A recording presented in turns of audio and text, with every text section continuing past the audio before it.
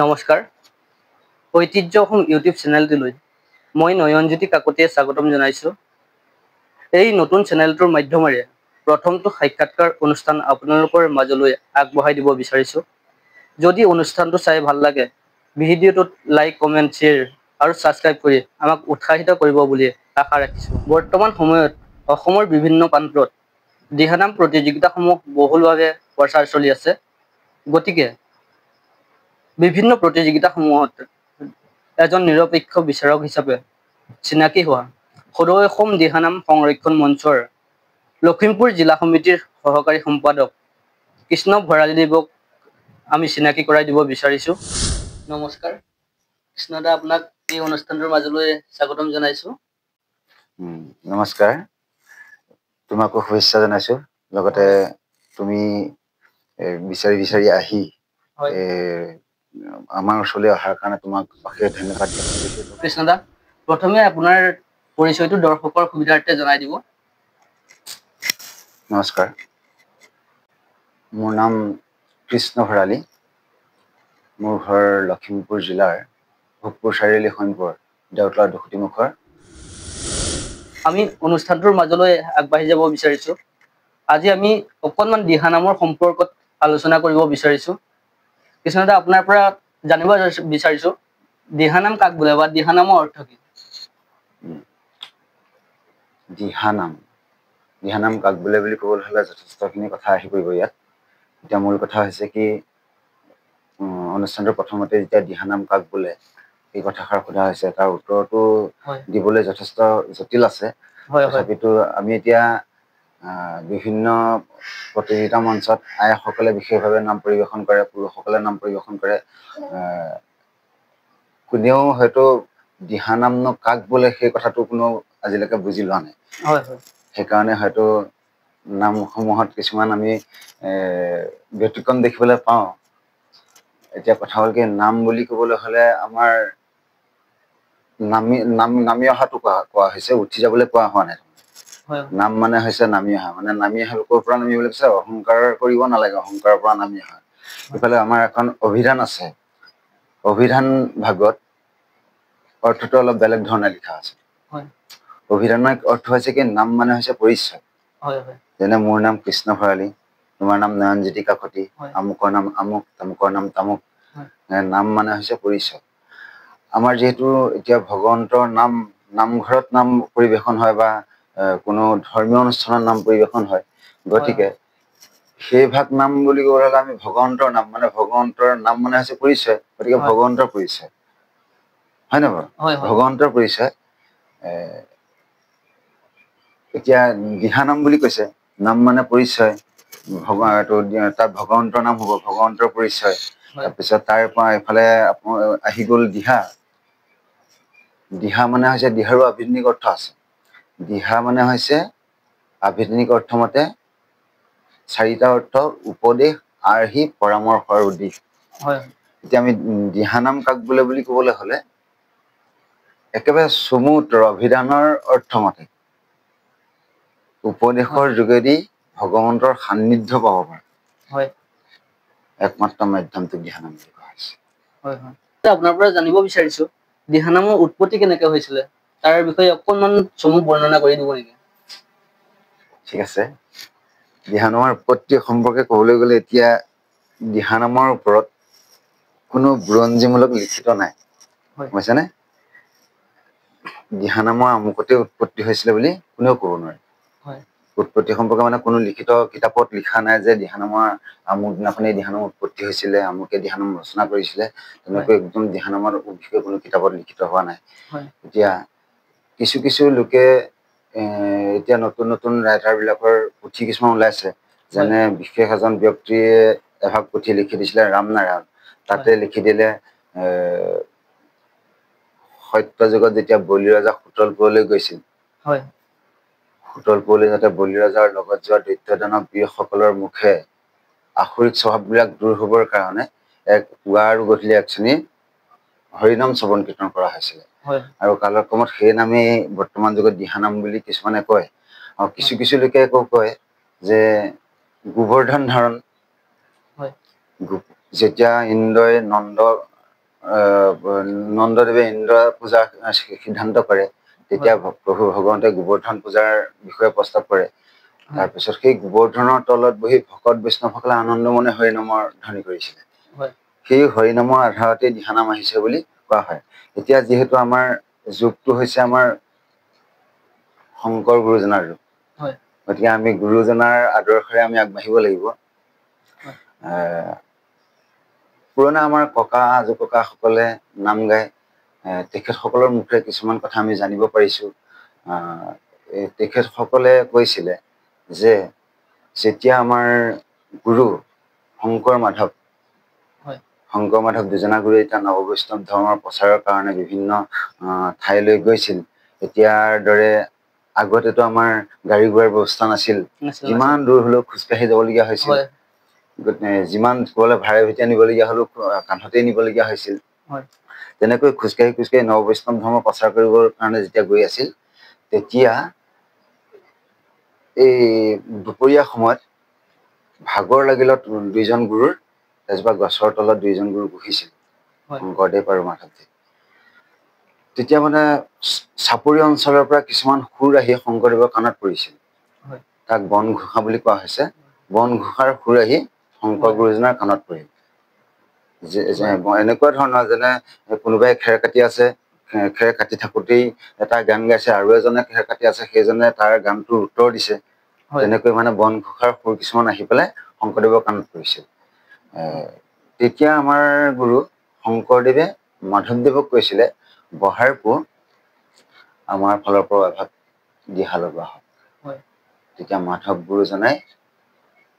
পোন প্ৰথমবাৰৰ বাবে দিহানাম পৰিৱেশন কৰিছিল সেই দিহানাম ভাগেই যিভাগ নাম মাধৱদেৱে সেইদিনাখন পোন প্ৰথমবাৰৰ বাবে শংকৰ গুৰুৰ আগত পৰিৱেশন কৰিছিলে সেই নামভাগে এতিয়া বৰ্তমান যিকোনো নামৰ অনুষ্ঠানত নাম আৰম্ভণিৰ নাম হিচাপে সেইভাগ গ্ৰহণ কৰি লৈছে সমস্ত ধৰ্মপ্ৰাণ ৰাইজে সেই নামভাগ হৈছে এই বৰসবাহ তোমালোকৰ গাঁৱত বৰসবাহ পাতে বৰসবাহতো বৃন্দাবনীয়া নাম আৰম্ভ কৰে সগুহা নাম আৰম্ভ কৰে তাৰ আগত সেই নামভাগে আৰম্ভ কৰে নামভাগ হৈছে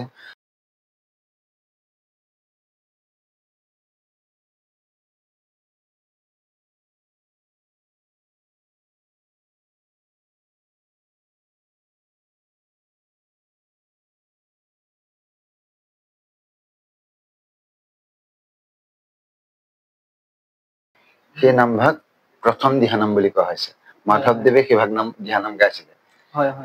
শংকৰদেৱৰ গুৰুজনাৰ অনুৰোধ মৰ্মে গতিকে দিহানামৰ উৎপত্তি তেনেকৈ হৈছিলে আমি যিহেতু আগৰ খিনি কথালৈ নাযাওঁ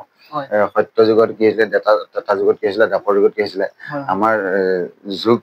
এতিয়া বৰ্তমান শংকৰ মাধৱৰ যুগ গতিকে শংকৰ মাধৱৰ যোগেদি যেনেধৰণে দিহানাম চলি আছে সেইটোৰ ওপৰত ক'বলৈ গ'লে আমি এইটো সত্য বুলি ভাবিব লাগিব কাৰণ লিখিততো কোনো নাই একো নাই গতিকে আমি সেইটো সত্য বুলি ভাবিব লাগিব ইয়াৰ পাছতে আপোনাৰ পৰা জানিব বিচাৰিছো দিহানামৰ উপস্থাপন কেনেকৈ কৰা হয় বা তাৰ সম্পৰ্কে অকণমান চমু আভাস জনাই দিয়ক এতিয়া তোমালোকে মোৰ চিনাকিটো প্ৰথমতেই দি দিলা সদৌ অসম দিহানাম সংৰক্ষণ মঞ্চৰ লখিমপুৰ জিলা সমিতিৰ সহকাৰী সম্পাদক গতিকে আমি উপস্থাপন সম্পৰ্কে ক'বলৈ গ'লো আমাৰ সদৌ অসম দিহানাম সংৰক্ষণ মঞ্চৰ ফালৰ পৰা আমাক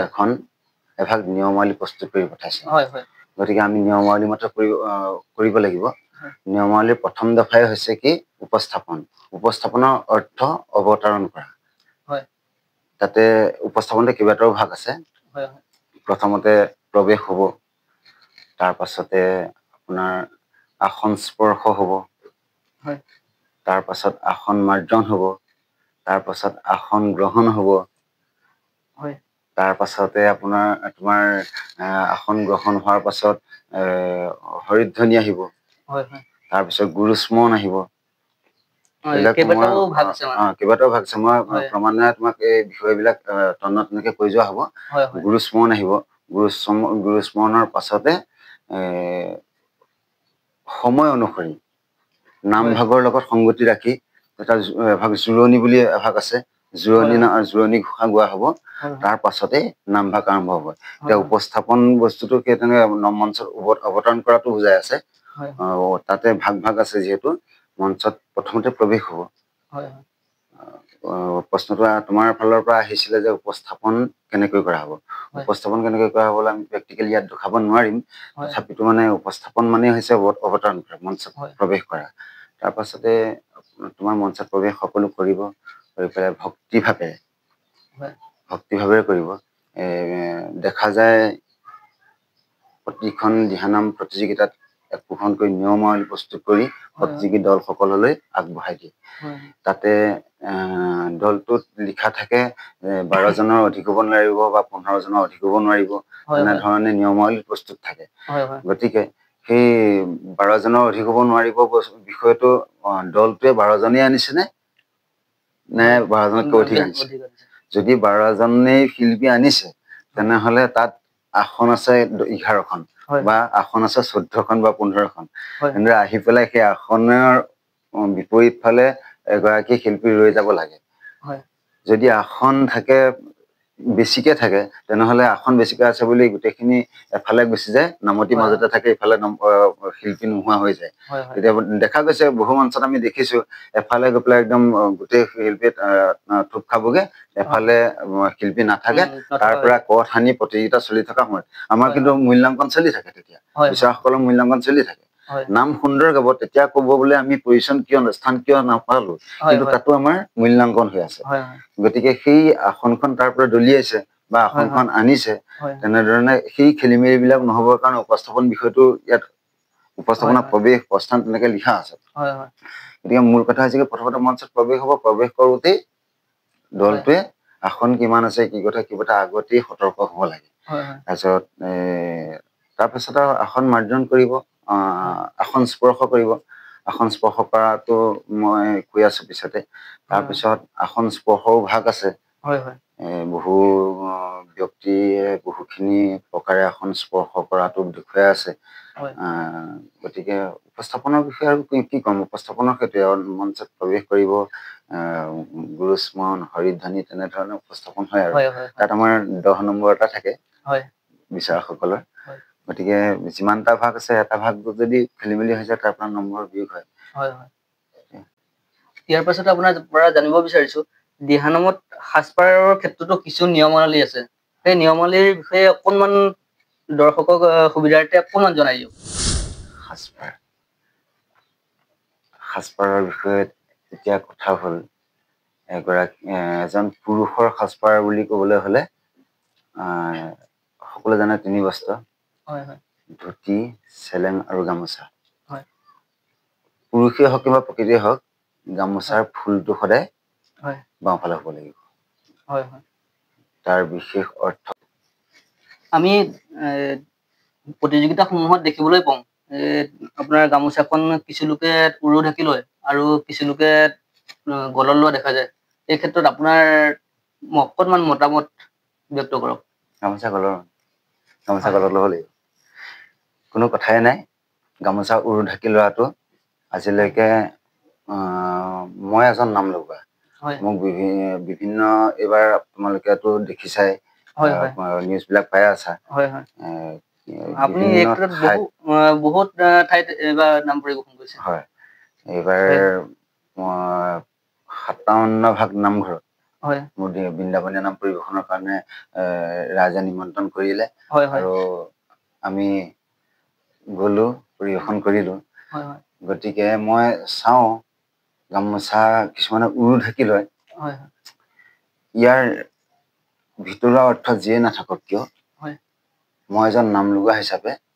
গামোচা ভাগ উৰু লোৱাটো মোৰ এইটো ব্যক্তিগত পৰামৰ্শ কোনোবাই যদি কয় যে নাই গামোচা উৰু লোৱাৰ বিভিন্ন পদ্ধতি দাঙিও ধৰে এইটো দাঙি ধৰিলেও ধৰি লওক এই চেনেলটোৰ যোগেদি আপোনাৰ অসমবাসী ৰাইজকো মই জনাইছো যে গামোচাখন উৰুত লোৱা যদি কিবা নিয়ম আছে সেইটো জনাব আমিও নিশ্চয় খবৰ পাম কিন্তু মই এজন নাম লগোৱা হিচাপে বিভিন্ন স্থানত মোক নাম পৰিবেশন কৰিবলৈ মাতিছে কোনোদিন মই গামোচা উৰুত লোৱা নাই আৰু উৰুত কিহৰ কাৰণে ল'ব লাগে মই তাৰ কোনো দিশ বিচাৰি পোৱা নাই গতিকে গামোচা গলৰ মণি গতিকে গামোচা সদায় গলত ল'ব লাগে আমাৰ গুৰুজনাৰ আদৰ্শ গামোচাখন কেতিয়াও আমি উৰু ঢাকি ল'ব নালাগে কয় কিছুমানে এই মায়া বুলি কয় ধুতিখনক মায়া বুলি হিচাপে ধৰা হৈছে মেখেলাখনক মায়া হিচাপে ধৰা হৈছে মই ভাবিছো নাম সিংহতকে আৰু ওপৰত একো থাকিব নোৱাৰে নামলৈ আহোঁতে আকৌ তাত মায়া ক'ৰ পৰা থাকিব তাততো মায়া থাকিব নোৱাৰে গতিকে গামোচা গলৰ মণি আকৌ মায়া থাকিবলগীয়া কথা নাথাকে গামোচা গলৰ মণি গলত ল'ব লাগিব বিভিন্ন প্ৰতিযোগিতাত আমি দেখিবলৈ পাওঁ নামতিসকলে বহা আসনখন 4টা চুক স্পৰ্শ কৰে বা সেৱা জনোৱা দেখা পোৱা যায় এই ক্ষেত্ৰত আপোনাৰ অকণমান মতামত জনাই দিয়ক মোৰ লগত মূল বিতৰ্ক হেতু হৈ আছে এতিয়া কথা হ'ল কি বিভিন্ন দক্ষ প্ৰশিক্ষকে আহি এই 4কোণ স্পৰ্শ কৰাৰ কথা যে ক'লা এই কথাটো মানে মই গ্ৰহণ কৰিব নোৱাৰো বুলি কওঁ যে কিয় নোৱাৰিবা এইটো আমুকহে সত্য এইটোহে সত্য তেনেকৈ মানে মোৰ লগত মূল বিতৰ্কই হৈ আছে কিছুমান দক্ষ বিচাৰকৰ সেইটো বিষয় এতিয়া কথা হৈছে কি কিছু লোকে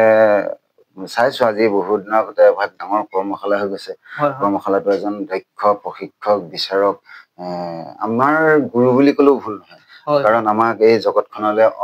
অনা ব্যক্তি তেখেতসকলেও সুন্দৰকে প্ৰশিক্ষণ দিছে তাতে কৈ দিছে যে আসনখন 4কোণ যে স্পৰ্শ কৰাৰ কথা কৈছা তোমালোকে তেতিয়া আমাক তাতে বিভিন্ন কমেও 100মান প্ৰতিযোগীয়ে মানে বিচাৰকে সেইদিনা প্ৰশিক্ষণ লৈছে তাতে তেখেতে কৈছে যে আসনৰ 4কোণত হেনো নাম দেও গুৰু ভকত ভকতিৰ 4 খুঁটি ভকতিৰ 4 খুঁটি মানে ভকতিৰ 4 খুঁটি বুলি ক'লে নাম দেও গুৰু ভকত বোলে ভকতিৰ 4 খুঁটি তাত প্ৰতিষ্ঠা হৈ আছে বুলি কোৱা হয় নাম দেও গুৰু ভকত সেইদিনাখন বিশেষভাৱে মই কথাটো বহল কৰিবলৈ মোৰ মন নগলে কিয় সেই অনুষ্ঠানটো সম্পূৰ্ণ আমাৰ যোগেদি হৈছিল লখিমপুৰ জিলা সমিতিৰ যোগেদি কিন্তু সেইদিনাখন কথাটো নবহালো মানে বিভিন্ন সময় কম যথেষ্ট বিভিন্ন দূৰ দূৰণি ব্যক্তিসকল আহিছে বিভিন্নটা প্ৰশ্নৰ অৱতাৰণা আছে বিভিন্নটা উত্তৰ দিবলৈ হোৱাৰ কাৰণে দীঘলীয়া হৈ গৈছে অনুষ্ঠানটো গতিকে সেই বিষয়টোৰ ওপৰতো যথেষ্ট কেইজনে ব্যক্তিয়ে মাত মাতিছে আৰু আমাৰো মাত মতাৰ মন আছিলে কিন্তু আৰু দীঘল হৈ যায় বুলি ইমান এতিয়া কথা হ'ল কি তেখেতে যেনিবা কৈছে 4কোণ স্পৰ্শ কৰিছে 4কোণ স্পৰ্শ কৰিব লাগিব যে 4কোণত নাম দেও গুৰু ভকত বা গুৰুদেও নাম ভকত গুৰুদেও নাম ভকত 4কোণত স্পৰ্শ কৰিব লাগিব বুলি কৈছে আৰু মই কওঁ যে মই এজন নাম লগোৱা হিচাপে এভাগ আসনত 4কোণত যদি নাম দেও গুৰু ভকত বা গুৰুদেও নাম ভকত ভকতিৰ 4 খুঁটি প্ৰতিষ্ঠা কৰি লওঁ মধ্যত ভগৱন্তক প্ৰতিষ্ঠা কৰাৰ কথা ক'লে মধ্যত যদি ভগৱন্তক প্ৰতিষ্ঠা কৰি লওঁ তেনেহ'লে সেইভাগ আসনত মোৰ দৰে এইটো মই বুলি ক'লে আচলতে অহংকাৰ কৰা হয় মই বুলি এই ক্ষেত্ৰত আকৌ মই বুলিয়ে ক'ব লাগিব সেইভাগ আসনত মই বহিব নোৱাৰো কাৰণ যিভাগ আসনৰ 4কোণত নাম দেও গুৰু ভকত প্ৰতিষ্ঠা কৰা থাকিব মধ্যত ভগৱন্তক প্ৰতিষ্ঠা কৰা থাকিব সেইভাগ আসনত মই বহাটো বহাবলৈ মোৰ সাহস নাই শক্তি নাই গতিকে সেইটো কিছু লোকে যদি ভাবিছেও যে আসনত নাম দেও গুৰু ভকত প্ৰতিষ্ঠা কৰি আছে ভবাটো নিজৰ কথা ভবাতনো কাৰ হেৰি আছে নিজৰ অধিকাৰ ভবাটো হয় নহয় এতিয়া মই কৈছো যে এই আসনৰ 4কোণ স্পৰ্শ কৰিছে আমাৰ আসন স্পৰ্শ লিখা আছে কিন্তু নিয়মাৱলীত 4কোণ স্পৰ্শ কৰিব লাগিব বুলি কিন্তু নিয়মাৱলীত লিখা নাই নিয়মাৱলীখনে কিন্তু নিয়মাৱলী লিখা আছে আসন স্পৰ্শ বুলি লিখা আছে কিন্তু 4কোণ স্পৰ্শ কৰিব লাগিব বুলি এই ক্ষেত্ৰত 4কোণ স্পৰ্শ কৰিবলৈ অকমান অসুবিধা আছে 4কোণ স্পৰ্শ কৰিবই লাগিব বুলি কোনো কথা নাই আসন স্পৰ্শ আছে 4কোণ স্পৰ্শ আৰু 4কোণ যদি স্পৰ্শ কৰেও তেনেহলে এইটো নিজৰ মাজত থাকিব কোনোবাই মনতে যদি ভাবিছা নাম দেও গুৰু ভকত নিজৰ কথা এতিয়া মই যদি কওঁ যে আমাৰ দিহানাম এই নাম যিহেতু কলিযুগত শ্ৰেষ্ঠ কি হৰিনামে শ্ৰেষ্ঠ কলিযুগত নামেই শ্ৰেষ্ঠ গতিকে কলিযুগত যেতিয়া নামেই শ্ৰেষ্ঠ কলিৰ আকৌ আমাৰ ভাগৱতে কৈ আছে নহয় কলিৰ 4টা পুতেক আছে বুলি কয় এইটো লোভ মোহ কাম ক্ৰোধ 4 ৰিপু সেইটো পুতেক আচল কাৰণে আমি সেই আসন যদি স্পৰ্শ কৰিবলগীয়া হয়ও মনতে মোৰ মতে মানে সেইটোহে ভাবিলে ভাল হ'ব নেকি যে আমি কলিযুগত যিহেতু হৰিনামে শ্ৰেষ্ঠ গতিকে নাম হৰিনাম ল'বলৈ হলে আমাৰ কলিৰ চাৰিটা পুতেক আছে লোভ মোহ কাম ক্ৰোধ আমাৰ ৰিপু এই চাৰি ৰিপু দমন কৰিহে নামত বহিব লাগে তাত চাৰিকোণ স্পৰ্শ মানে নামদেৱ গুৰু ভকত কোনোবাই ভাবিলেও মানে মই সেইটো শুদ্ধ বুলি নাভাবো আৰু সেইটো কথা আহি নপৰে যিহেতু আমি বিচাৰকেতো আমি প্ৰশ্ন সুধিবলগীয়া কথা নাই যে আপোনালোকে চাৰিকোণ স্পৰ্শ কৰিছে কাক স্পৰ্শ কৰিছে আমিতো সেইটো বিচাৰকে নুসুধো তেখেতলোকৰ মনৰ মাজত থাকিব তেখেতলোকে মনৰ মাজত থাকিব চাৰিকোণ স্পৰ্শ কৰিছে নামদেৱ গুৰু ভকত ভাবিছে নে লোকমুখ কাম ক্ৰোধ হৈছে নে সত্য সত্য ক্ষমা দিয়া ভাবিছে নে সেইটো তেখেতলোকৰ লগত থাকিব কিন্তু কথা হ'ল কি এই কেতিয়াবা যদি কোনো বিচাৰকে যদি বোলে কম্পিটিশ্যনত কেতিয়াবা হেৰি কৰি দিয়া থাকে যে প্ৰতিজন বিচাৰকে প্ৰতিটো দললৈ এজন বিচাৰকে মানে প্ৰতিটো দললৈ এটা এটা প্ৰশ্ন সুধিব লাগিব দুটা এটা প্ৰশ্ন সুধিব লাগিব তেতিয়া কিন্তু আমি তেনেকুৱা প্ৰশ্নৰ সন্মুখীন হৈছো কাৰণ মই এতিয়া দিহানাম প্ৰতিযোগিতাত এতিয়া বৰ্তমান ৰাইজৰ আশীৰ্বাদত গুৰুৰ আশীৰ্বাদত মোকো বিশেষ ব্যক্তি কেইজনৰ মই নাম কম কেইজনৰ বিশেষ ব্যক্তিয়ে মোক আমি এই ক্ষেত্ৰত প্ৰশ্নসমূহ যুগুত কৰি থোৱা হৈছে অকনমান আপোনাৰ পৰা জানিব বিচাৰিম এইখন সমাজলৈ মোক যিকেইজনে আগবঢ়াই দিছে গতিকে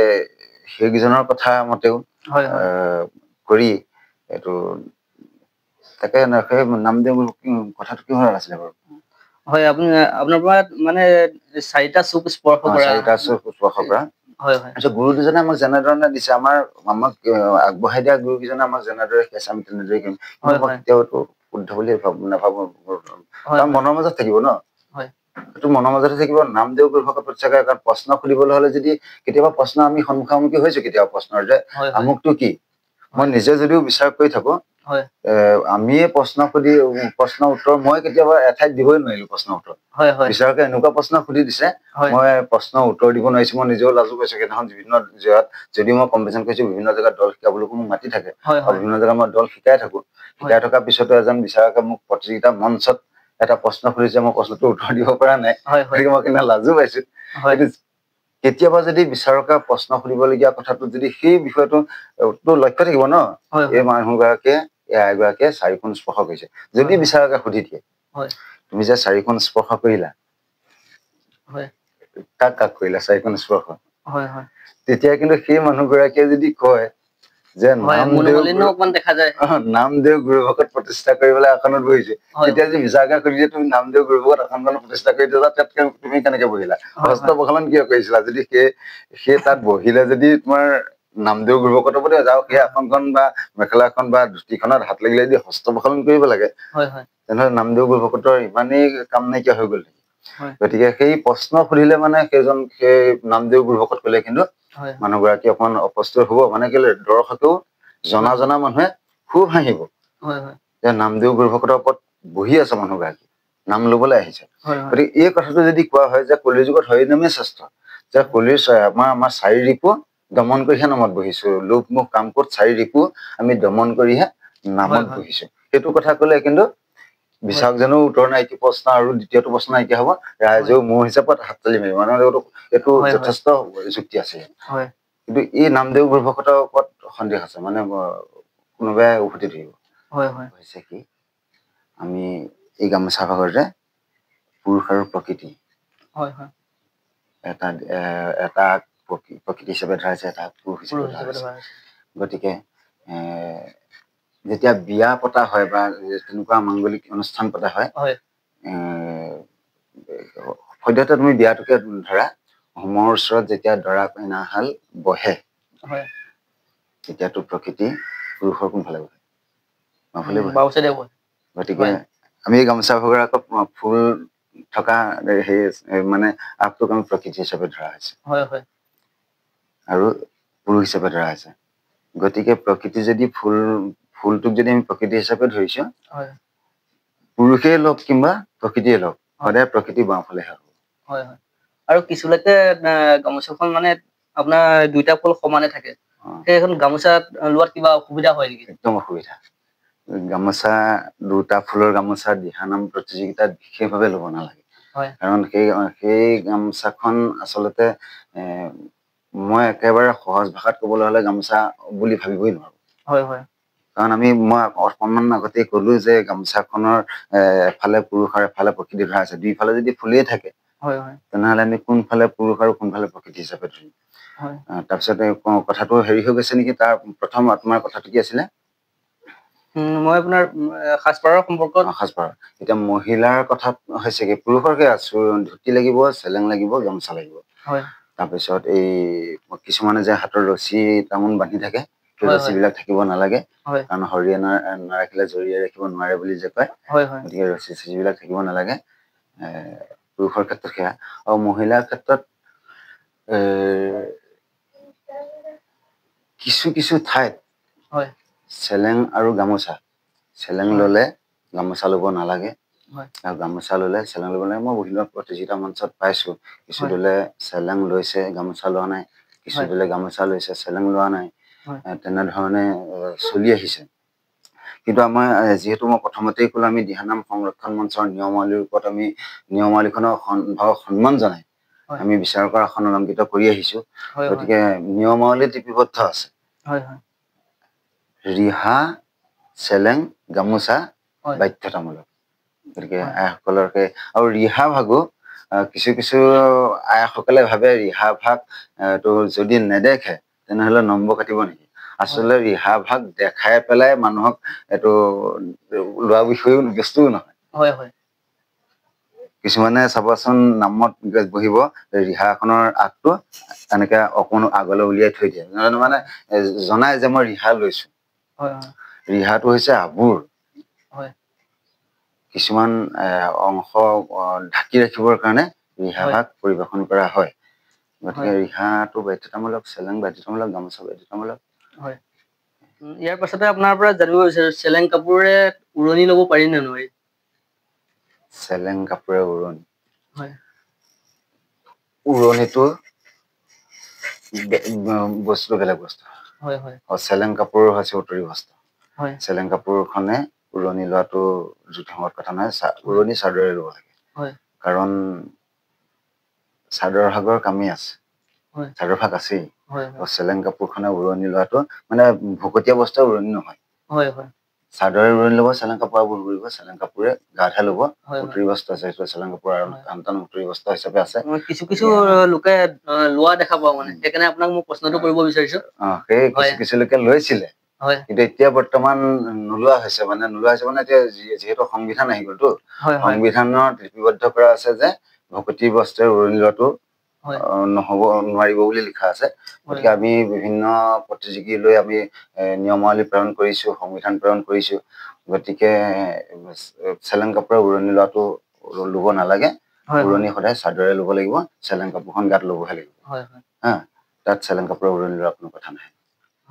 ইয়াৰ পাছতে আপোনাৰ পৰা জানিব বিচাৰিছো দিহানাম পৰিৱেশন কৰি থাকোঁতে পুৰুষ মহিলা আৰু শিশু একেলগে যদি পৰিৱেশন কৰে তেতিয়া কোনো ধৰণৰ অসুবিধাৰ সন্মুখীন হয় নেকি আপোনালোকৰ বহুত অসুবিধা মানে এতিয়া কথা হৈছে কি পুৰুষ মহিলা আৰু শিশুসকল শিশুসকলৰ বাৰু এটা বিশেষ ভাগ কৰি দিয়া হৈছে নিম্ন শাখা আৰু উচ্চ শাখা শিশুসকলৰ নিম্ন শাখাত পৰিব উচ্চ শাখাটো বেলেগ শিশুসকলৰ নিম্ন শাখা কিছু দলত দেখা যায় আকৌ দলটো উচ্চ শাখাৰ কিন্তু বাদ্যকাৰ নাই গাঁৱত বাদ্যকাৰ নাই সেইকাৰণে সৰু ল'ৰা এটাক নি পেলাই তাত নেগা বাদ্য পৰিৱেশন কৰিবলৈ দিছে আমিও দেখা পাইছো মানে সেইকাৰণে আপোনাক মই প্ৰশ্নটো কৰিব বিচাৰিছো সেইটোৱে কথা বাদ্য পৰিৱেশন কৰিবলৈ দিছে এতিয়া আমাৰ কথা হয় কি নিম্ন শাখা আৰু উচ্চ শাখা আৰু নিম্ন শাখাৰ যেতিয়া ল'ৰাটোৱে 12 বছৰ তলৰ ল'ৰাটোৱে যেতিয়া নিম্ন শাখাত প্ৰতিযোগিতাত অংশগ্ৰহণ কৰিব একেভাগ প্ৰতিযোগিতাতো উচ্চ শাখাও আছে সেই ল'ৰাটোৱে গৈ পেলাই 12 বছৰ তলৰ ল'ৰাটোৱে গৈ পেলাই তাত নেগা বাদ্য পৰিৱেশন কৰিব আৰু তাতে আকৌ দলটোত 12 জনৰ অধিক হ'ব নোৱাৰিব সেই 12 জনৰ ভিতৰতে সেই ল'ৰাটো বহি থাকিলে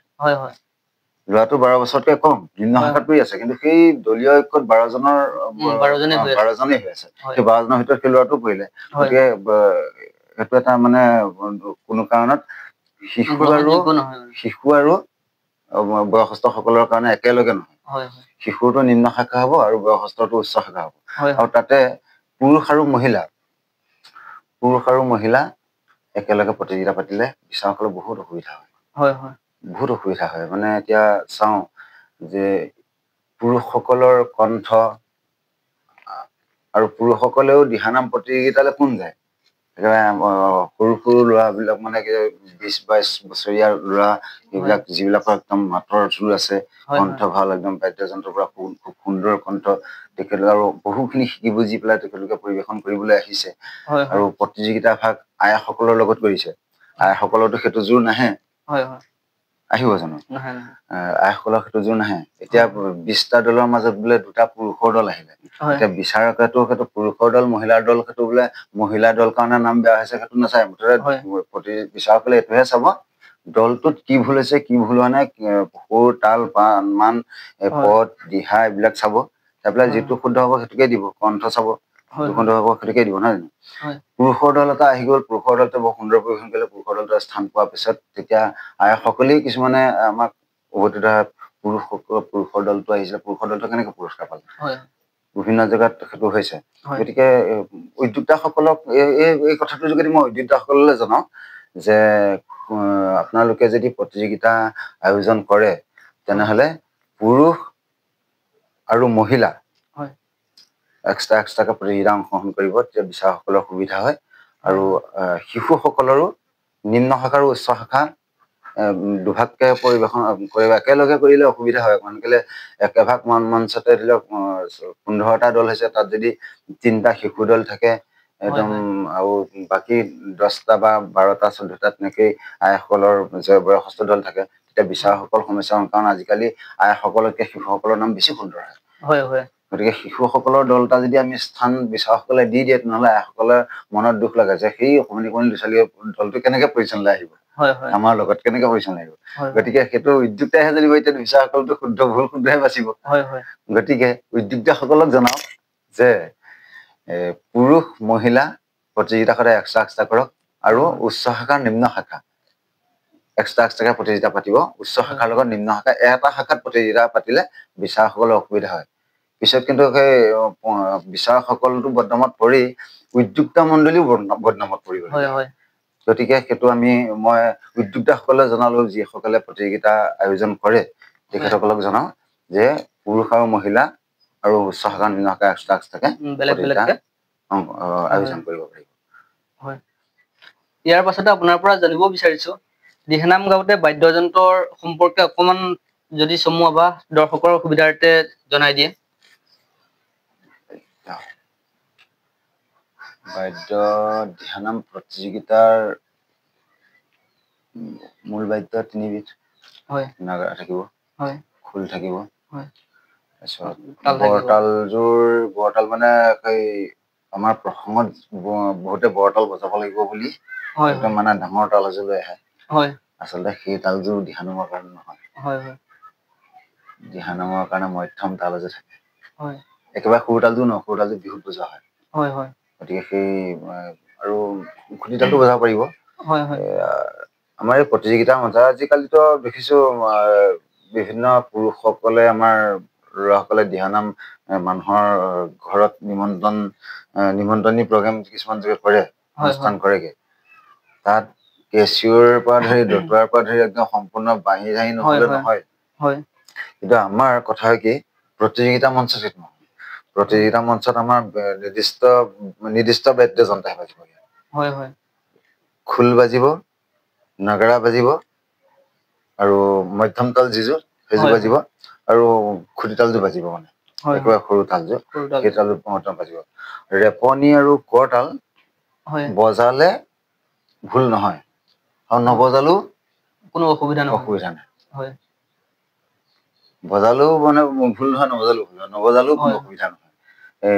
ৰেপনি তেনেকে বজোৱাৰ কিছুমান নিয়ম আছে ৰেপনি যেনে আমি বৰতালযোৰ বজাওঁ সদায় বৰতাল খালীত তালি হ'ব লাগে চাপৰিয়ে বৰতাল বজাই থাকিলে নহব বৰতাল বজোৱাৰ তেনেকে নিয়ম আছে এইটো এনেকে ৰেপনি বজোৱাও নিয়ম আছে ৰেপনি ভাগ যদি আনি ননাৰ কাৰণে বিচাৰকে কিয় নানিলে বুলি 2 নম্বৰ এটা বিয়োগ নকৰে নিদিয়া কাৰণে থাকে আৰু অনাৰ কাৰণেও 2 নম্বৰ এটা বহাই নিদিয়ে কিন্তু আনি পেলাই যদি শুদ্ধকে বজাব নাজানে তেতিয়া কিন্তু নম্বৰ বিয়োগ হয় বাদ্যযন্ত্ৰ নম্বৰ আছেতো তাৰপৰা নম্বৰ বিয়োগ হয় আৰু বৰতালটো ঠিক তেনেধৰণে বৰতালটো আনিবই লাগিব বৰতাল যিটো মধ্যম তাল পৰিৱেশন কৰিব লাগিব কিন্তু সদায় তাল হৈছে খালিত তালি হ'ব আনিলেই নহ'ব আকৌ বৰতাল ভাগ আনিব মধ্যম যিভাগ আমি বৰতাল বুলিয়ে কৈছো সেই ভাগ আনি পেলাই আকৌ থোৱাৰো নিয়ম আছে কেনেধৰণে থৈছে কাৰণ সেই তোমালোকৰ চাবাচোন তাল এযোৰলৈ চাবা এযোৰ তালৰ ভিতৰত এপাত ডাঙৰ থাকে এপাত সৰু থাকে গতিকে সৰু পাতটো ডাঙৰ পাতৰ বুকুত সোমাই পৰিব লাগিব এই কিছুমানে সৰু পাত তলত থৈ ডাঙৰ পাত ওপৰত থৈ ডাঙৰ বৰতালটো একদম এনেকে ভাগ হৈ থাকে সেইবিলাকো লক্ষ্য কৰিব লাগিব বৰতালৰ ক্ষেত্ৰত বিচাৰকে লক্ষ্য কৰে গতিকে বিচাৰকে যেতিয়া লক্ষ্য কৰে প্ৰতিযোগীও লক্ষ্য কৰিব লাগিব গতিকে সেই বাদ্যযন্ত্ৰৰ ক্ষেত্ৰত সেই বৰতাল নাগৰা খোল আৰু সৰুতালটো বাজিব আৰু কৰতাল বজালেও অসুবিধা নাই নবজালেও অসুবিধা নাই আৰু খুটিতাল বজালেও অসুবিধা নাই নবজালেও প্ৰধানকে মানে সেই চাৰিবিধ বাদ্যযন্ত্ৰ লাগিব কিন্তু আমাৰ সৰ্বসাধাৰণ দিহানাম পৰিৱেশন কৰা আজিকালিতো এতিয়া মই বিভিন্ন মঞ্চত নাম পৰিৱেশন কৰিবলৈ যাওঁ ৰাইজে নিমন্ত্ৰণ কৰে মই এতিয়া আমাৰ এটা খাছখাত আঞ্চলিক দিহানাম দল বুলি এটা দল আছে 85জন সদস্য বৰ্তমান আৰু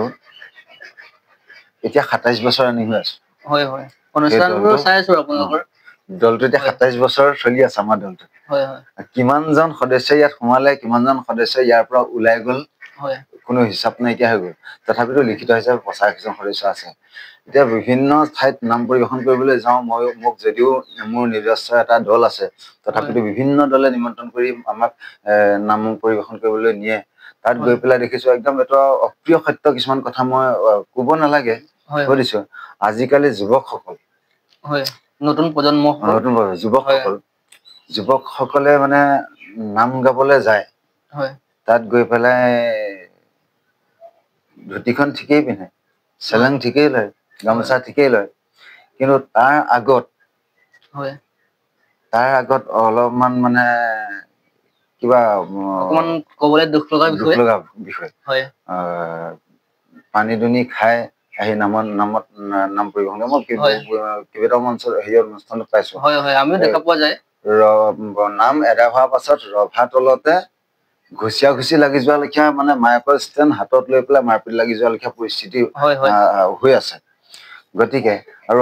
আমাৰ যিটো খাছখাত আঞ্চলিক নাম দলক মই এইটো আমি দৃঢ়ভাৱে কওঁ ক'ব পাৰো আমি গৌৰৱেৰে ক'ব পাৰো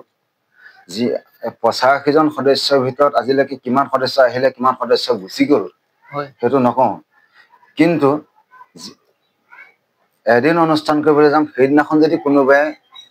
সুৰাপান কৰি আহি পেলাই যদি আমাৰ খাছখাত আঞ্চলিক দলত নাম পৰিৱেশন কৰিছে তেনেহ'লে সেইদিনাখনেই সেই ল'ৰাজনক আমি দলৰ পৰা বহিষ্কাৰ কৰো আৰু বৰ্তমান এতিয়া খাছখাত আঞ্চলিক নাম দলত কোনো সুৰাপান কৰি নাম পৰিৱেশন কৰিবলৈ আহিবলগীয়া ল'ৰা নাহে আৰু মই এইটো যুৱ সমাজলৈ আগবঢ়াওঁ যদিহে আপোনালোকে সুৰাপানটো বিচাৰিছে সুৰাপানেই গ্ৰহণ কৰক সুৰাপান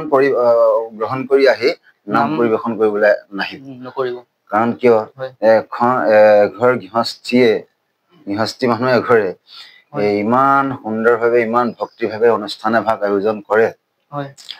আয়োজন কৰাৰ পাছত এটা দিহানাম পৰিৱেশনৰ কাৰণে এটা দল নিমন্ত্ৰণ কৰি আনে দলটো নিমন্ত্ৰণ কৰি আনে কমটো আশা লৈ আনে নি কিমান আশা লৈ আনে তাত আহি দাড়ি চুলিটো নাকাটেই দাড়ি নামৰ মূলৰ আসনত বহি থাকিব দাড়ি একদম পুৰা ইমানলৈকে দাড়ি কণ্ঠ বহুত সুন্দৰ ল'ৰাজনৰ কণ্ঠ বহুত সুন্দৰ কিন্তু কণ্ঠ সুন্দৰ হলে কি হব হাতত এইটো মানে মস্ত ৰছী এডৰা পিন্ধিব একদম কিবা ৰুদ্ৰাক্ষৰ লেখীয়া মালা এডৰা পিন্ধিব কোনোবা চুলিডৰা চুলিটোতো কমনে হৈ গ'ল চুলি দীঘলকে নাৰাখিলে আজিকালি বাধ্যকাৰী নহয় বুজিছে নাই চুলিটো কমনে হৈ গ'ল গতিকে মই এইটো বিচাৰি নাপাওঁ চুলি নাৰাখিলে হয়তো নাম গাব নোৱাৰিব নেকি নাগাব নোৱাৰিব নেকি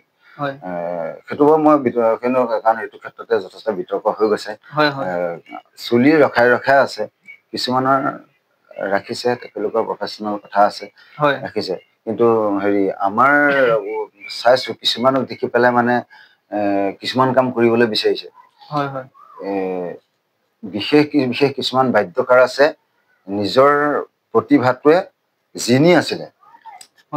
যিনি আছিলে যে মই আজি মোৰ নামটোকে কৈছে যে কৃষ্ণ ভঁৰালী আহিছে, কৃষ্ণ ভঁৰালী বৰ সুন্দৰ নেগেৰা পৰিৱেশন কৰে বা নয়নজ্যোতি আহিছে, নয়নজ্যোতিয়ে বৰ সুন্দৰ নেগেৰা পৰিৱেশন কৰে, বা গৌতম আহিছে, গৌতমে সুন্দৰভাৱে নেগেৰা পৰিৱেশন কৰে, ঠিকেই আছিলে। তাৰ পাছত যেতিয়া ময়ো নেগেৰা পৰিৱেশন কৰো, নয়নজ্যোতিয়েও নেগেৰা পৰিৱেশন কৰে, গৌতমে নেগেৰা পৰিৱেশন কৰে। গৌতমে যেতিয়া কৃষ্ণ ভঁৰালী বৰ সুন্দৰ এনেধৰণে পৰিৱেশন কৰে বুলি কৃষ্ণৰটো নিবলৈ বিচাৰিব, তেতিয়া কিন্তু গৌতমৰ অকণ অসুবিধা পৰিব। এতিয়া আমাৰ সমাজখনত এনেকুৱা এটা হৈছে কি, ৰাজহংসৰ খোজ দিবলৈ গৈ ঘনচিৰিকাই নিজৰ খোজ পহৰালগীয়া হৈছে। নহয় হেমন্ত গগৈ নাম মেনচন কৰিম, হেমন্ত গগৈ। আজি হেমন্ত গগৈৰ বিষয়ে মই এটা কথা কম, বৰ্তমান যুগত মানে বৰ্তমান দিনত, যুগ বুলিয়ে কৈছো আৰু বৰ্তমান সময়ত হেমন্ত গগৈতকৈ এজন দক্ষ বা হেমন্ত গগৈতকৈ ওপৰত নেগেৰা বজাব পৰা দ্বিতীয়জন ব্যক্তি নাই, মই কৈছো। হেমন্ত গগৈৰ লগত জোৰ লব পৰা দ্বিতীয়জন নেগেৰা বাদক বৰ্তমান সময়ত নাই। ৰাইজে এতিয়া যিমান দূৰ দূৰণিৰ অনুষ্ঠান বিলাকলৈ হেমন্ত গগৈ, আমাৰ ঘৰতে মই হেমন্ত গগৈক নিমন্ত্ৰণ কৰি আনিছো। মোৰ একদম জ্যেষ্ঠ ভাতৃৰ লেখীয়া, যথেষ্ট আমাৰ যিকোনো সমস্যা, যিকোনো কথা মানে শ্বেয়াৰ কৰো, মোকো ফোন যোগে জনাই বা ভঁৰালী এনেকুৱা প্ৰগ্ৰেম আছে যাওঁ যদি ওলোৱা, বা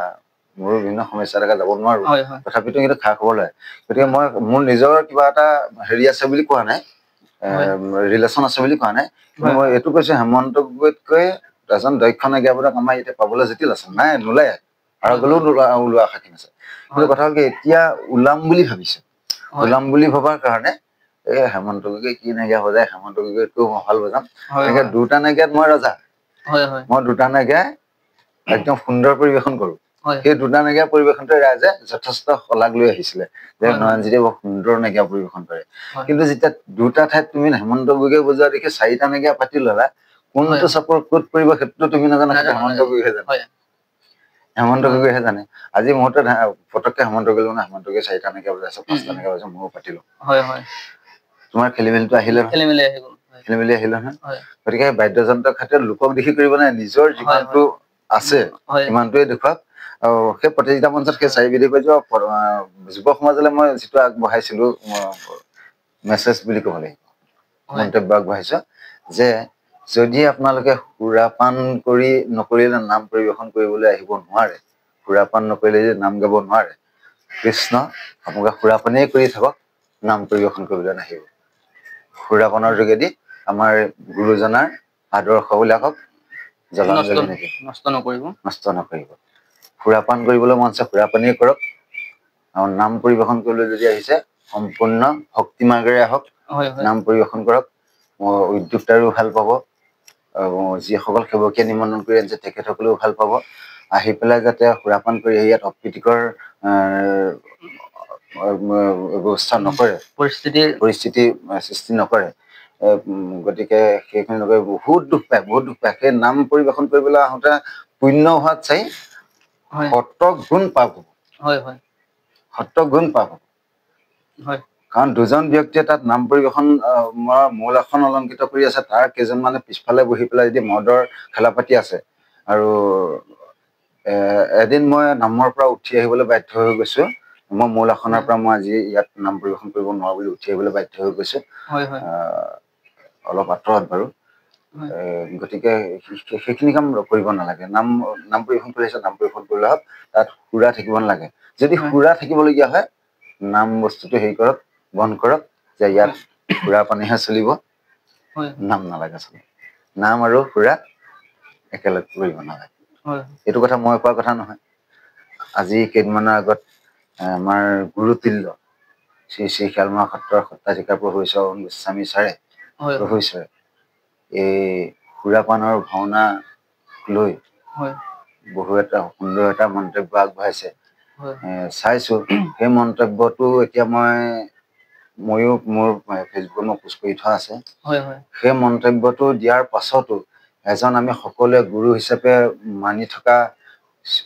শ্ৰী শ্ৰী শিয়ালমৰা সত্ৰৰ সত্ৰাধিকাৰ প্ৰভু ঈশ্বৰকো অপমান কৰাৰ দৰে হৈছে। ইমান সুন্দৰভাৱে কৰি দিয়াৰ পাছতো আমাৰ কিন্তু যুৱ সমাজ একেটা দিশতেই গতি কৰি আছে। একেটা দিশতে গতি কৰি আছে গতিকে নাম গাবলৈ আহিবলৈ মানা কৰা নাই মই নামলৈ আহক সকলো আহক কিন্তু এই সুৰাপান কৰি নামলৈ নাহিব সেইটোহে কৈছো সুৰাপান কৰি নামলৈ আহিব নালাগে আমি দিহানাম পৰিবেশন কৰোঁতে কোন ভাগ আসনত বহি দিহানাম পৰিবেশন কৰিলে শুদ্ধ হয় শুদ্ধ মানে কোন ভাগ আসনত নাম পৰিবেশন কৰিলে আমাৰ সুবিধা হ'ব সুবিধা হ'ব মানে ঘটনা হৈছে কি আয়সুলভ আসন আমাৰ পুৰুষসকলৰ কাৰণেতো পদ্মাসন পদ্মাসন ভাগ কি হয় এতিয়া আমি যিভাগ শুদ্ধ পদ্মাসন সেই পদ্মাসন ভাগত বহি পেলাই আমি নাম পৰিবেশন কৰিব নোৱাৰো সেইকাৰণে নোৱাৰো পদ্মাসন বুলি ক'বলৈ হ'লে আমি ভৰিৰ পতাকেইখন যে এইটো উৰুত উঠাই পেলাই মানে এই পদুম ফুল পাহৰ ওপৰত সৃষ্টিকৰ্তা ব্ৰহ্মাজনে বহি থাকে সেই আসনখনত বহি প্ৰকৃততে নামৰ আসন সেই ভাগ কিন্তু সেই আসন ভাগত বহি পেলাই নাম লবলৈ সম্ভৱ নহয় গতিকে আমি সেই অৰ্ধ পদ্মাসন বুলি যিভাগ ভাগ আমাৰ সংবিধানে হেৰি কৰি দিছে অৰ্ধ পদ্মাসন মানে সেই পদ্মাসন ভাগেই আমি পতাকিচলা ভৰিত উঠাইতো আমি পদ্মাসন ল'ব নোৱাৰো গতিকে পতাকিচলা নমাই পেলাই আমি একদম সুন্দৰভাৱে নাম পৰিবেশন কৰিম তাক অৰ্ধ পদ্মাসন বুলি কৈছে তাৰপিছত আইসকলৰ কাৰণে আইসকলেও পাৰিব সেই অৰ্ধ পদ্মাসনত বহিয়ে নাম পৰিবেশন কৰিব পাৰিব তাতকৈ আইসুলভ আসন আইসকলৰ কাৰণে দুভাগ আসন খোলা দিয়া আছে এভাগ এই উৰবেলাই যে ভৰিকেইটা পিছলৈ কৰি বহে দাস্য আসন বুলি কয় সেই দাস্য আসনত আইসকল বহিব পাৰিব চাওঁ মানে এতিয়া আমি 10জন বিচাৰকে যদি 10 ঠাইতো কৈ থাকো যে নামৰ আসন পদ্মাসনহে প্ৰকৃততে নামৰ আসন পদ্মাসন কিন্তু কিছু একদম বহু পুৰণি আইসকল ধৰি লওক বয়সস্থ আইসকলে কিন্তু পদ্মাসনত বহি নাম নাহে দাস্য আসনত বহে এতিয়াও চাইছো কিছুমান সামাজিক পৰম্পৰা আছে ন আমি বিচাৰকসকলে যিমান কলেও সমাজে যিটো ক'ব আকৌ সামাজিক পৰম্পৰা এৰিব নোৱাৰে নহয় গতিকে সমাজৰটো চাব লাগিব সেইকাৰণে দুই কুল ৰাখি আমি বিচাৰকসকলেও সিদ্ধান্ত কৰি পেলাই আমি অৰ্ধ পদ্মাসন আৰু দাস্য আসন বা নাৰীসুলভ আসন আইসুলভ আসন দুইখন আসন খোলা দিয়া হৈছে পদ্মাসনটো বহি নাম পৰিবেশন কৰিব পাৰিব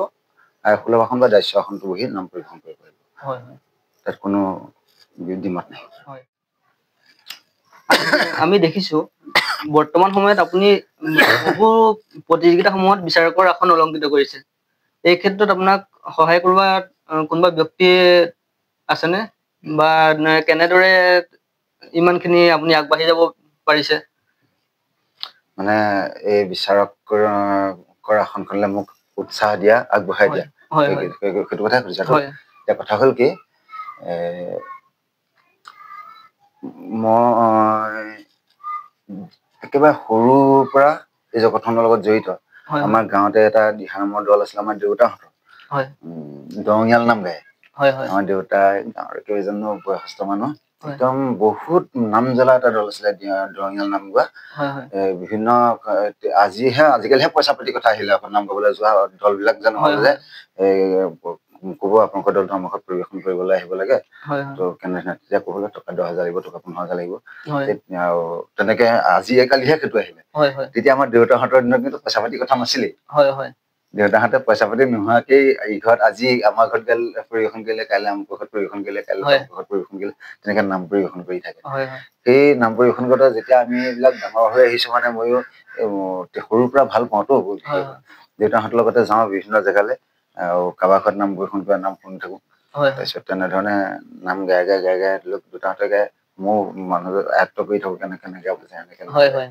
তেনেকে মই আগবঢ়াৰ পাছত মই খুব গুৰুত্ব দিছিলো নাগাৰা বজোৱাটো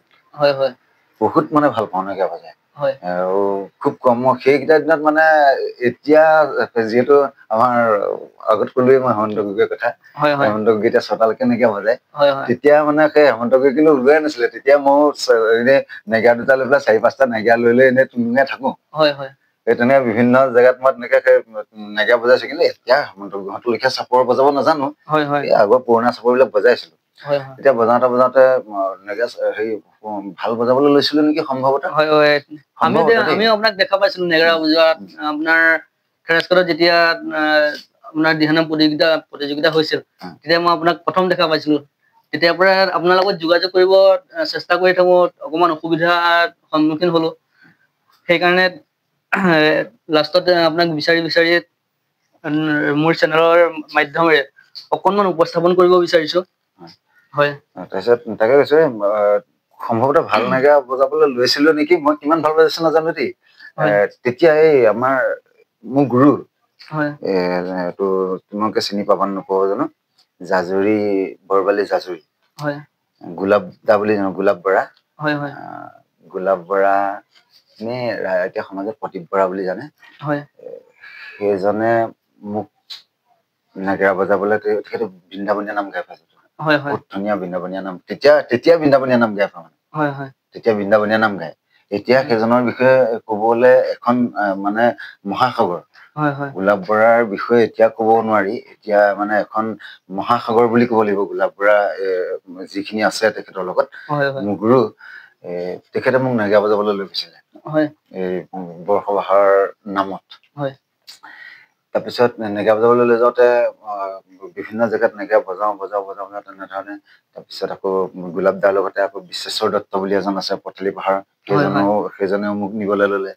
সত্যনাথ বৰা গোবিন্দ বৰা দুৰ্গেশ্বৰ বৰা তাৰপিছত তেনেকে বিভিন্নজন সবুহা নাম লগাই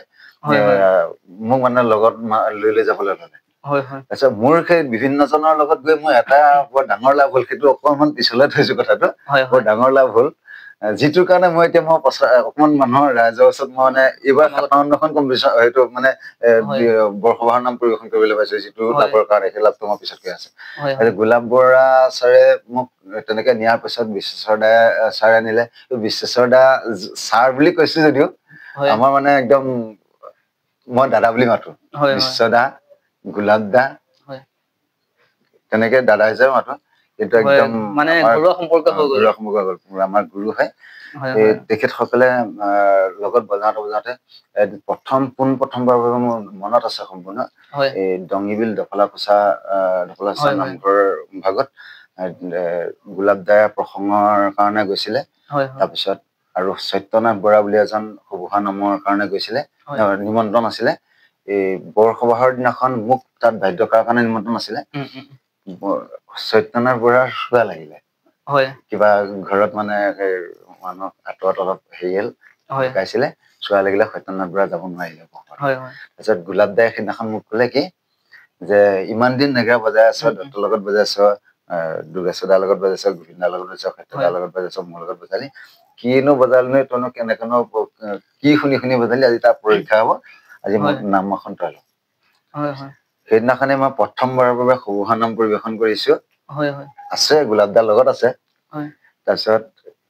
অতুল দত্ত বুলি মানুহ এজন আছে অতুল দত্তই গোলাপ দাই চকুলো মই চাই থাকো সিহঁতে ইজনে চাই পেলাই হাঁহি থাকে তেনেকে সেইদিনাখনে মই প্ৰথমবাৰৰ বাবে বৰসবাহৰ নাম পৰিৱেশন কৰিছো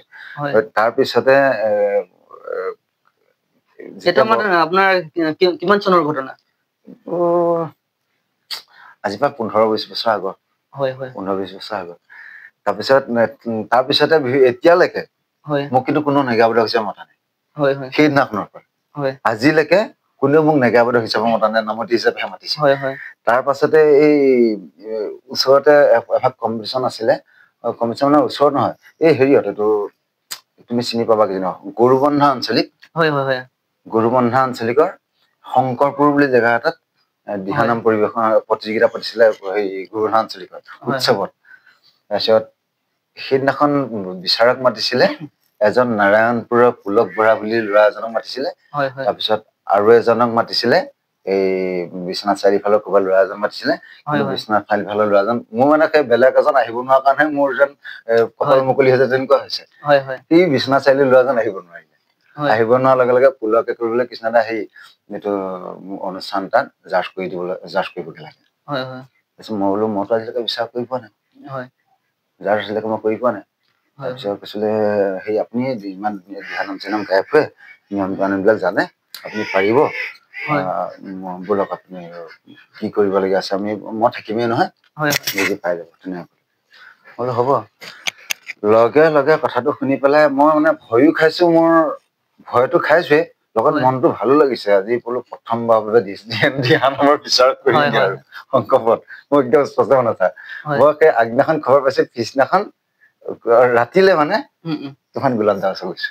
গোলাপ দাক মই কৈছো যে মই এনেকে গৌৰৱ আঞ্চলিক জনস্বাস্থ্য সমিতিয়ে দিহানাম প্ৰতিযোগিতা পাতিছে উৎসৱত গতিকে মোক বিচাৰক কৰিবলৈ মাতিছে আপুনি বিচাৰক কেনেকে কৰে মোক বুজাই দিয়ে ক শ্ৰেণীৰ ল'ৰা ছোৱালীক স্কেল কলম লৈ পেলাই যেনেকে অ আ ক খ শিকায় গোলাপ বৰা ছাৰে মোক তেনেধৰণে বিচাৰ কৰা পদ্ধতিবিলাক শিকাইছে এনেদৰে কৰিবি আজিকালি ঢেৰ ওলালে নিয়ম নীতি কিন্তু তেতিয়াতো ইমান হেৰি নাছিলে উপস্থাপন এনেকে নাম পদ দিহাত এনেকে ধুনীয়াকে লিখি দিছে লিখি পেলাই এনেকে এনেকে কৰিবি ইমান নম্বৰ দিবি ইমান এনেকে কোন কোন বিষয় চাব লাগিব সেইবিলাক ধুনীয়াকে লিখি দিছে তাৰপিছত সেই প্ৰথম সেই গোলাপ দাৰ ওচৰত গৈ পেলাই সেইদিনাখনে মই গোলাপ দা একদম সম্পূৰ্ণ মানে মোৰ দাদা ভাৱটো নাইকিয়া হৈছে মানে একদম সম্পূৰ্ণ গুৰু সম্পূৰ্ণ গুৰু তাৰপিছত এতিয়া ক'বলৈ গ'লে সেই জগতখনলৈ মোক উঠাই নিয়া মানুহ বিশ্বেশ্বৰ দা বা গোবিন্দ দা সত্যনাথ বৰা তেখেতসকলৰ কথাটো কমেই জয় জয়তে কিন্তু সেই দুখন সেই এখন মোক কবুহা নামলৈ উঠাই নিয়া হৈছে ব্যক্তি হৈছে গোলাপ বৰা ছাৰ আৰু এই বিচাৰক কৰিবলৈ মোক উঠাই নিয়া ব্যক্তি পুলক বৰা আৰু বিচাৰক কৰিবলৈ শিকোৱা ব্যক্তি হৈছে আমাৰ গোলাপ বৰা ছাৰ গতিকে মোক উৎসাহ উদ্দীপনাই আগবঢ়াই নিয়া মানুহ হৈছে কি এইটো প্ৰদীপ বৰা ছাৰ আৰু প্ৰথম মোক বিচাৰক কৰিবলৈ নিছিলে পুলকে মোৰতো অকমান ৰিলেশ্যনে হয় এতিয়া ঘৰত আছে নাই মই বহুত দিন তাৰ যোগাযোগ পোৱা নাই নাৰায়ণপুৰত পুলক বৰাই মোক নিছিলে তাৰপিছত এই জগতখনত তাৰ পিছতে মই এম ই স্কুলত এজন শিক্ষাগুৰু পাইছিলো জিতেন শইকীয়া বুলি কয় দুলীয়া পথাৰৰ জিতেন শইকীয়া ছাৰ মোৰ সাংস্কৃতিক জগতখনত মানে বহুতখিনি আগবঢ়াই দিলে আমি দুটা ক্লাছ 2 ভিতৰত দুটা ল'ৰা ছোৱালী আছিলো এজনী ছোৱালী আছিলে ছোৱালীজনী এতিয়া লখিমপুৰলৈ বিয়া দিলে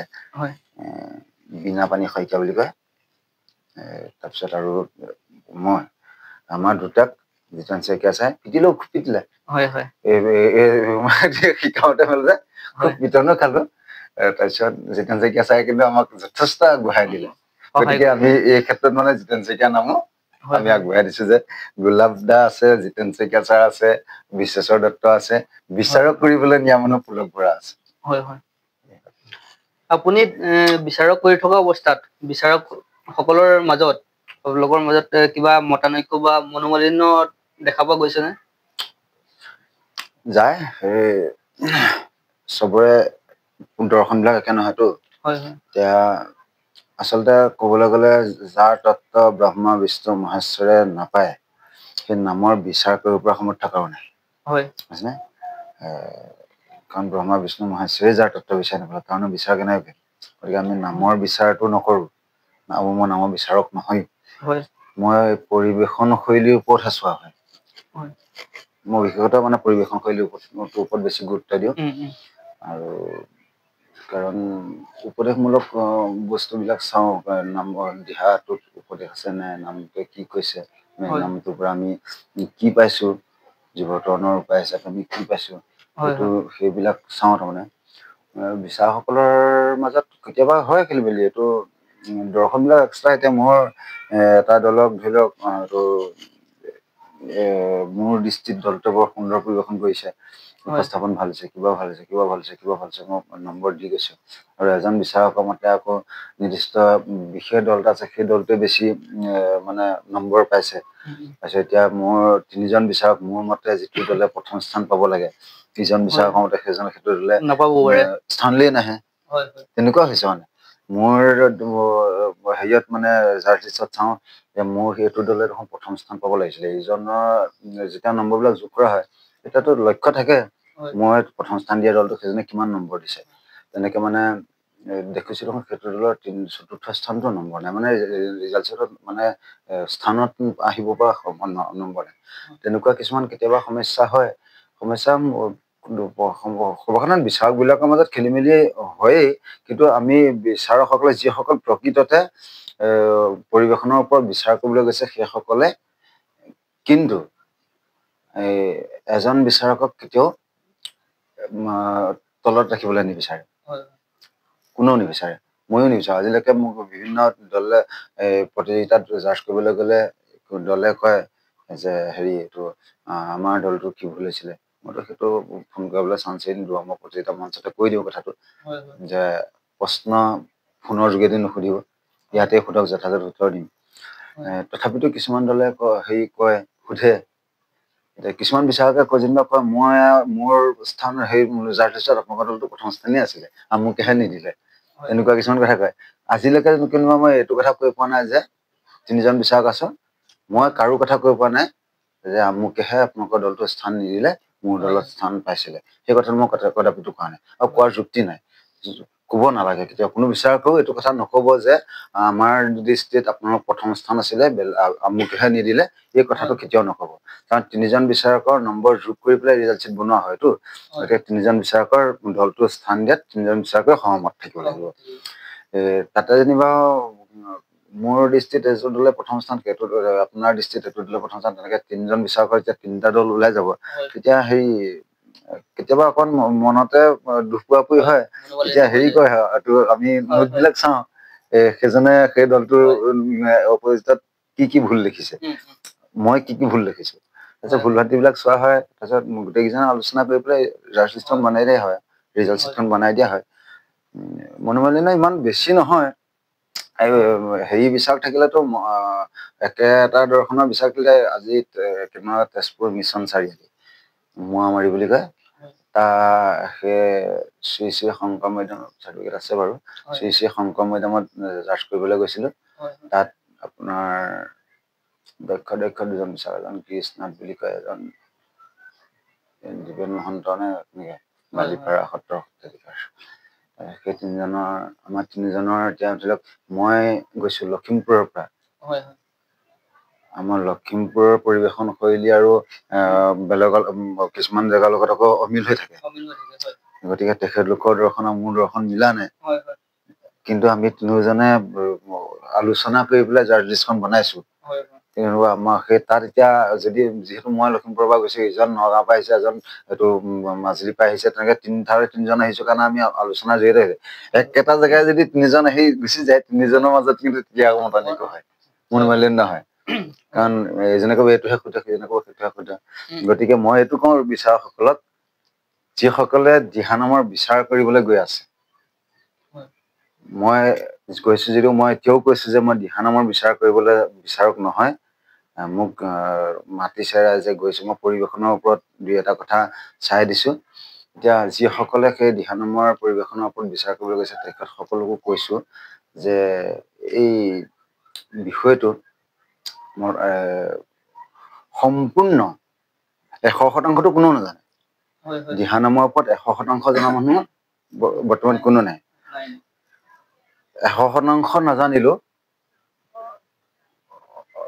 নম্বৰ কেইটা দিব পৰাকে হলো জানি শুনিহে দিহানাম প্ৰতিযোগিতা বিচাৰ কৰিবলৈ যোৱাটো ভাল মানে পদভাগ পৰিৱেশন কৰাৰ লগে লগে মানুহজনে জানিব লাগে যে নামভাগ ক'ৰ পৰা গৈছে পদভাগ ক'ৰ পৰা গৈছে বা আৰু এটা কথা বিচাৰ কৰিবলৈ যাওঁতে আজি মই দিহানামৰ ওপৰত বিচাৰ কৰিবলৈ গৈছো কাইলৈ আধুনিক নৃত্যৰ ওপৰত বিচাৰ কৰিবলৈ গৈছো কাইলৈ ফেশ্বন শ্ব'ৰ ওপৰত বিচাৰ কৰিবলৈ গৈছো তাৰ পিছদিনাখন ভূপেন্দ্ৰ সংগীতৰ ওপৰত বিচাৰ কৰিবলৈ গৈছো গতিকে এইটোহে ক'বলৈ লৈছো যে যিটো বিষয়ৰ ওপৰত দক্ষতা আছে সেইটো বিষয়ৰ ওপৰতহে বিচাৰ কৰিবলৈ যাওক দখল নাইকিয়া কিছুমান বিষয় এতিয়া মোক বিভিন্ন ঠাইত নিমন্ত্ৰণ কৰে যে সত্ৰীয়া নৃত্যৰ ওপৰত আপুনি জাৰ্চ কৰিবলৈ আহিব লাগে কাৰণ মই তেতিয়া কওঁ যে এই সত্ৰীয়া নৃত্যৰ বিষয়টোৰ ওপৰত মই 50% দখল নাই আধা হেৰিও দখল নাই গতিকে যিটো বিষয়ৰ ওপৰত মোৰ দখল নাই সেই বিষয়টোৰ ওপৰত মই বিচাৰ কেনেকৈ কৰিম গতিকে মই যিটোৰ ওপৰত মোৰ দখল আছে সেইটোৰ ওপৰত মই বিচাৰ কৰো কিন্তু বিচাৰকসকলৰ ওপৰত মই ক'লো যে যদিহে আপোনালোকৰ দিহানামৰ ওপৰত সম্পূৰ্ণ দখল আছে তেনেহ'লে যাওক যদিহে সম্পূৰ্ণ দখল নাই 100%টো মোৰো নাই আপোনাৰো নাই কাৰো নাই কিন্তু মিনিমাম বহুখিনি কথা জানিব লাগিব একেবাৰে নজনাকে কিন্তু দিহানামৰ বিচাৰ কৰিবলৈ যোৱা কথাটো বহুত অপৰাধ কাৰণ আজিকালি বিচাৰকতকৈ প্ৰতিযোগীসকল বেছি টেঙাৰ হৈ গ'ল বেছি এক্টিভ হৈ গ'ল মোৰ এটা শেষৰ প্ৰশ্ন আছে ঘোষা কীৰ্তনৰ পৰা পদ দিলে কিবা অসুবিধা দেখা পোৱা যায় নেকি নিশ্চয় পাব ঘোষা মাধৱদেৱৰ মূল গ্ৰন্থ। এতিয়া মই প্ৰথমতে তুমি যে এটা কথা সুধিছিলা যে দিহানাম ক'ৰ পৰা উৎপত্তি, মই যদিও বিভিন্ন কিতাপত তেনেকে ৰাইটাৰে লিখিছে এইটো সত্যযুগৰ কথা বা এইটো গোবৰ্ধন ধাৰণৰ কথা, মই শেষত আপোনাৰ তোমাৰ কলিযুগৰ কথাটো ক'লো যে তাত মাধৱদেৱে কৈছিলো নাই, মাধৱদেৱে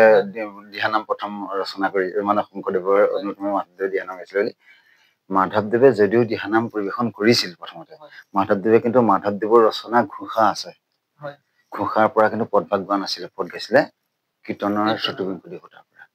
গতিকে স্বয়ং দিহানাম প্ৰথম গোৱা ব্যক্তিজনে ঘোষাৰ পৰা পদ গোৱা নাই, নিজে ঘোষা লিখি থৈছে, ঘোষা নিজে লিখি থৈছে, অথচ ঘোষাৰ পৰা পদ গোৱা নাই, কীৰ্তনৰ পৰা পদ গাইছে। গতিকে এক নম্বৰ কথা, এই নামসমূহকে ঘোষা হিচাপে ধৰা হৈছে। যিহেতু মাধৱদেৱে নাম শিকিছিলে, তুমি দিহানামৰ কিতাপ বিলাকত চাবাচোন ঘোষা বুলি লিখি পেলাই নামভাগ লিখি থোৱা থাকে,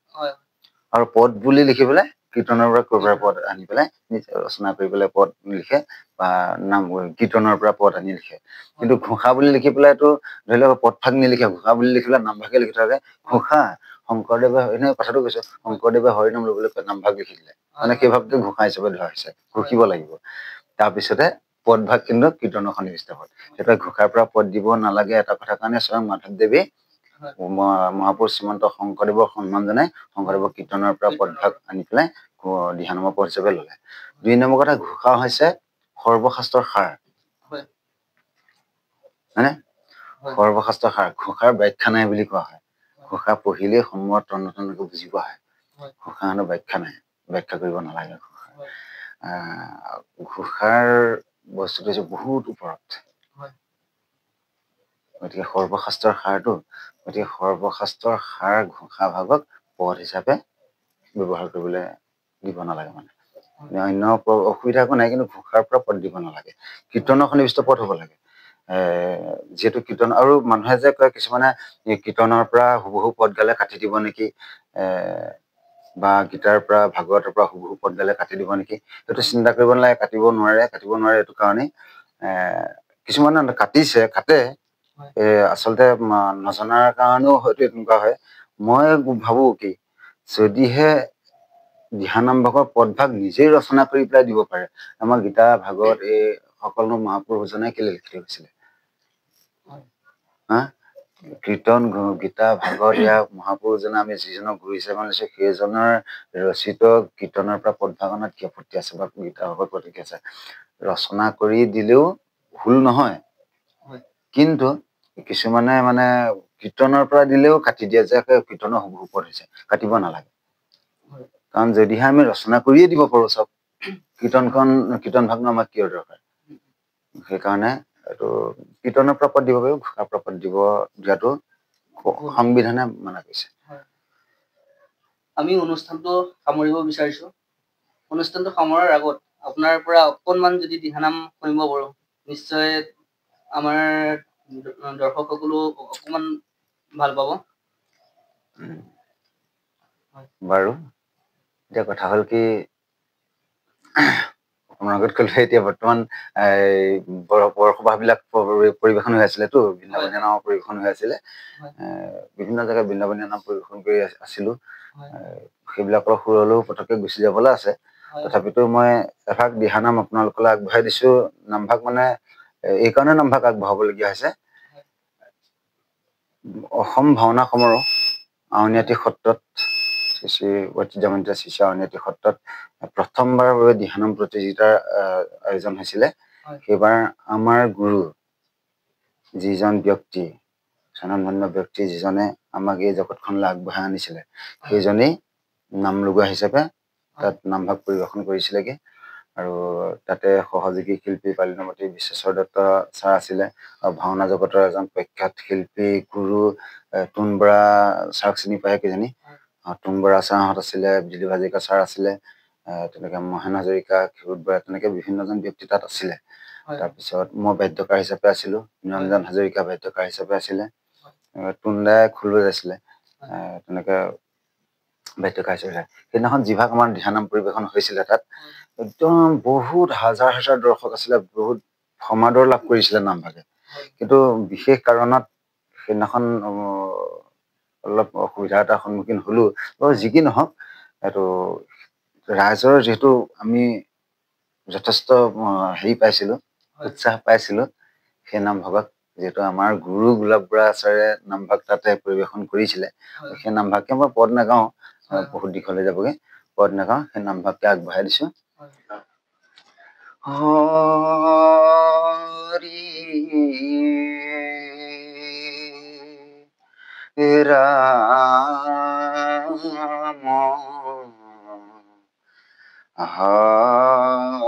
হৰি ৰাম আমি অনুষ্ঠানটো সামৰিব বিচাৰিছো কৃষ্ণদা ইমানখিনি সময় দিয়াৰ বাবে আপোনাক অশেষ ধন্যবাদ জনাইছো ধন্যবাদ জনাইছো হয়